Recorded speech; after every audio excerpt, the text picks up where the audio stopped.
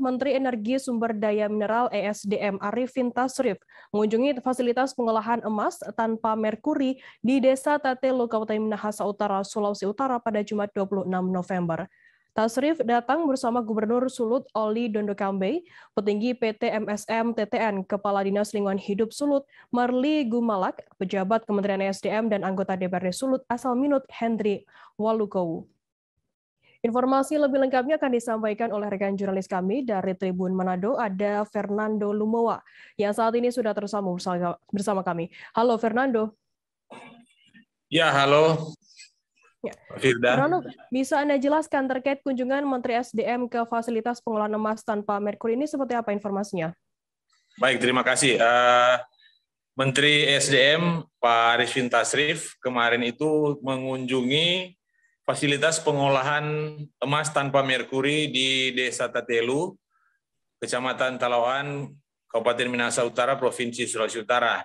Nah, ini merupakan kunjungan seorang Menteri SDM yang pertama di daerah yang berstatus pertambangan skala kecil atau pertambangan rakyat, khususnya untuk pertambangan emas. Dan kemarin itu Pak Menteri didampingi oleh Gubernur Sulawesi Utara, Pak Oli Dondokambe, melihat seperti apa fasilitas pengolahan emas tanpa merkuri ini. Secara umum, Menteri mendapatkan penjelasan terkait dengan mekanisme, tahapan-tahapan, dan proses dari pengolahan emas yang prosesnya itu tanpa menggunakan merkuri.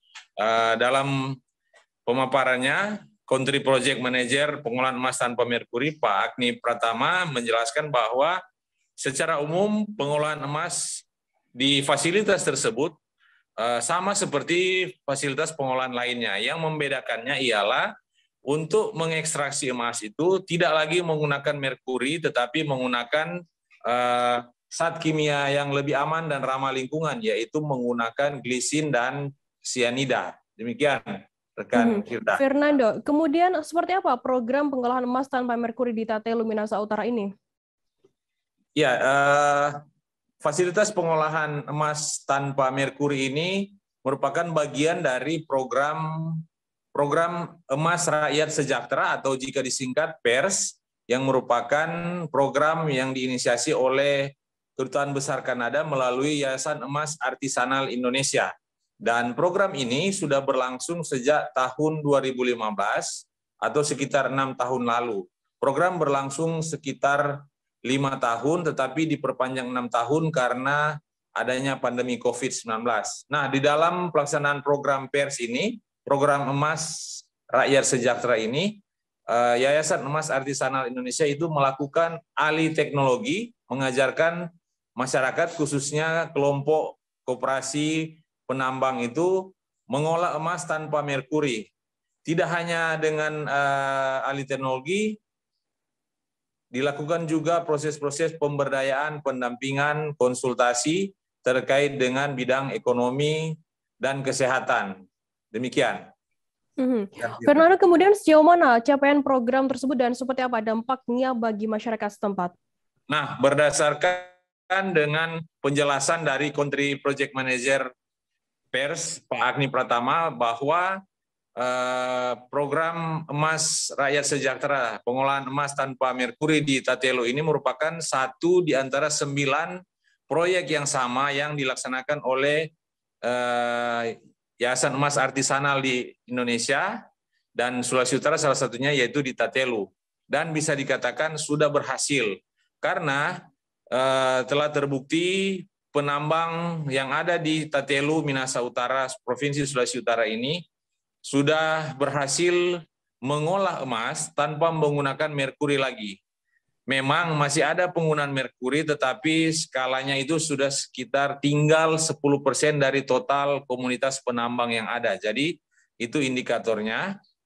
Dan kemudian mulai bulan ini fasilitas pengolahan emas tanpa merkuri tersebut sudah diserahkan sepenuhnya kepada koperasi penambang yang ada. Jadi Yayasan Emas Artisanal Indonesia telah menyerahkannya kepada masyarakat.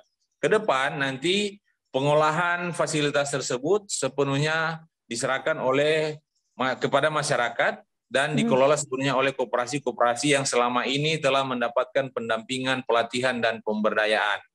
Dan diharapkan ke depan semakin banyak masyarakat, khususnya penambang yang tidak menggunakan lagi merkuri sebagai ekstraktor, sebagai bahan kimia untuk mengekstraksi emas. Dan sesuai dengan target yang ditetapkan oleh Kementerian SDM, pada tahun 2025 Indonesia itu bebas merkuri di pertambangan, khususnya untuk pertambangan emas skala kecil atau yang biasa kita sebut pertambangan rakyat. Demikian rekan Firda dari saya. Baik, terima kasih rekan jurnalis dari Tribun Manado, Fernando Lumo, atas laporan Anda. Selamat bertugas kembali. Hai pemirsa Sri Popo TV, jangan lupa komen, like, dan subscribe, serta tonton terus berita-berita terupdate lainnya ya.